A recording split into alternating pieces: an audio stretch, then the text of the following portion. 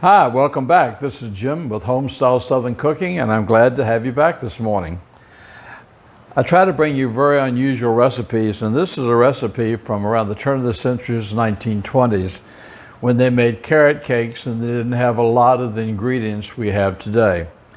What I'm going to start out with is just two basic medium carrots, and as you see, I've already chopped one. I'm going to chop the other one, and I'm chopping them pretty thin. The reason why we're chopping them thin, because then they would have to mash them, and they didn't have all sorts of fancy equipment like we have today. So the thinner they would chop them, the easier they would be to mash. But I'm going ahead and chop these really thin because I do have the modern equipment that I can use to do that. Okay? So I've got my two carrots, and I'm going to put those in my bowl. And like I said, you want to cut them really thin.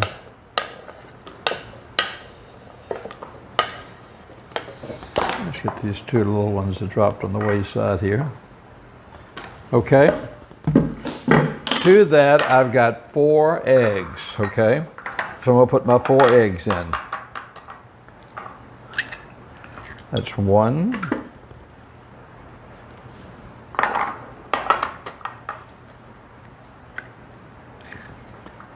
That's 2.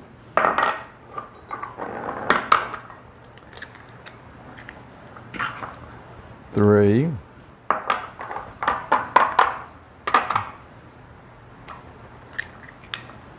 Okay. 4 eggs. I've got my 4 eggs in there with my carrots. Now to that, I've got 2/3, I think it is, 2/3 a cup of vegetable oil. I'm going to pour that in there. Now, this is when they would have to take a masher and mash this and try to get it all mashed up.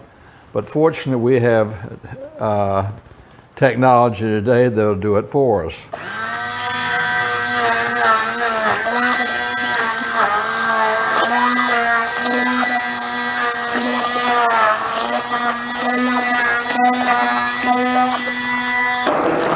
Okay, as you can see, this is all good and mashed up now. Now, if you don't have one of these little contraptions, no problem. You could put it in a blender, or you can do it the old colonial way, and you can take your time and get a potato masher and you can mash it all by hand, which will probably take you a little bit of time to do so. So, anyhow, let me put this cord over all the way over here. Okay, next to this, I'm going to add 1 cup of sugar. 1 cup of sugar. Now, the recipe calls for 2 cups of flour, and it calls for 2 teaspoons of baking powder. But it doesn't say sift them, but I find it hard to believe if you don't mix them a little bit that it wouldn't be incorporated. So I'm not going to sift them. I'm going to try to do this just as authentic as I can.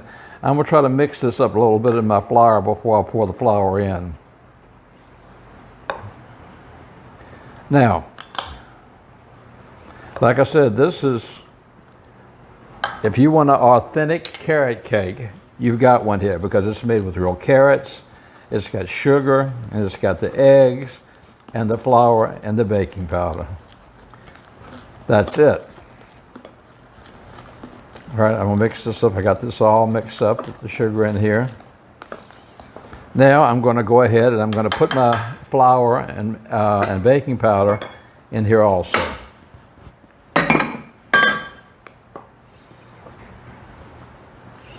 Get this all mixed around. And like I said, they didn't have a lot of the ingredients, so weren't as easy to get as we have today.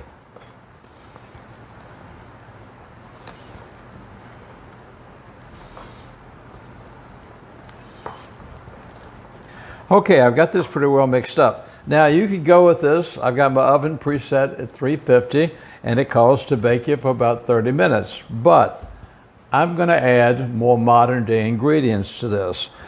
You can do it the old-fashioned way, or you can add some extra things. This is things that I added myself that didn't come with the recipe. I'm going to put a little bit of vanilla. Like I said, you don't have to do this. If you want to be a naturalist and make it the way that I showed you, you can do that. I've got 1 teaspoon of cinnamon.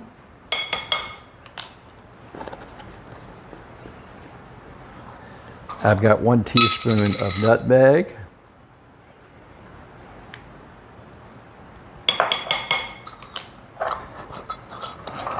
And I'm going to stir those in.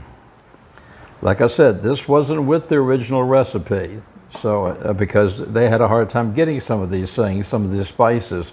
So if they wanted to make a carrot cake, they would just make a basic carrot cake. So you could try it either way, any way that you want to try it.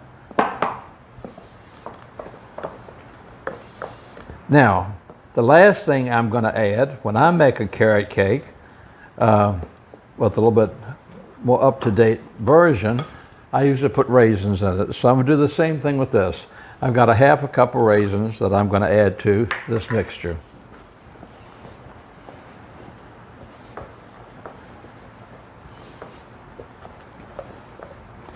And once again, I said you can try it both ways. You can try it the 1920s way, or the turn of the century, 1920s, the way they used to make it with original carrots.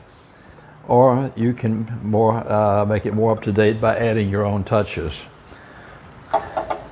I've got my loaf pan ready right here. And of course they would take butter or lard and they would spray down their pans really good with the butter or the lard. What I'm going to do is I cut a piece of parchment paper to put at the bottom. To make it come out a little bit easier. Okay. Now I'm going to pour this into my pan.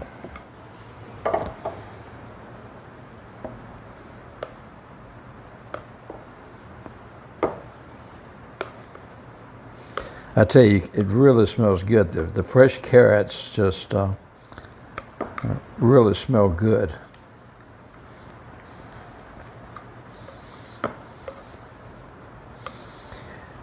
And like I said, it might be interesting to do it both ways to see which way that you really like it.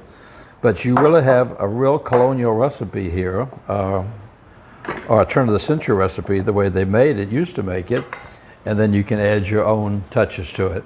Like I said, my oven's been preheating at 350. I'm going to put this in the oven about 30-35 minutes, and if it changes, everybody's oven's different, I will let you know, okay? So I'm going to put this in the oven, and as soon as it bakes, I'll be right back with you. Okay, I took our carrot cake out of the oven, let it cool, and I sliced it. It was in the oven for about 40 minutes instead of 35 minutes and everything. But you can look at this and just see, it's just jam-packed with raisins. And like I told you, you can do it the old-fashioned way, or you can do it the more modern way. So I'm going to take this and try it.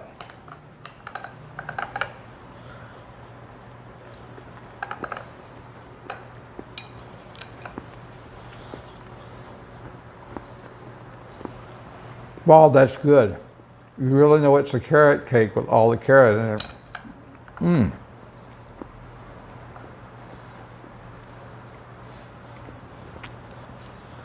I've never made it the original way, which I'm going to try making it this weekend. Because I always put cinnamon and nutmeg in the raisins, and you can taste the vanilla, you can taste the cinnamon, the slight cinnamon in there.